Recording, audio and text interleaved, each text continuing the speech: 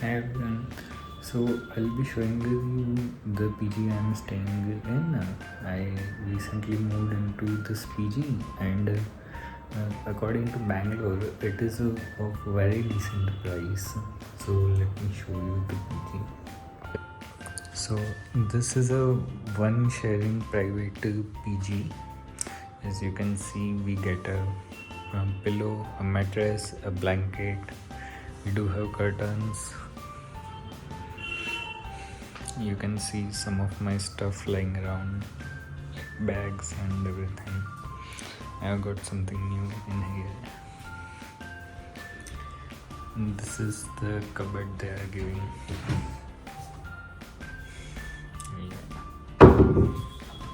So some of my basic stuff lying around.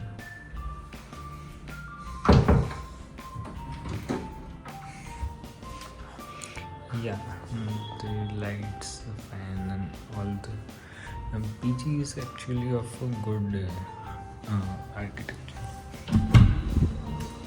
So, as you can see, it is a newly constructed PG, and you get it for a very decent price. So they also provide buckets and everything. We do have mirror, exhaust. So the PG that you just saw, I got it in a very great deal.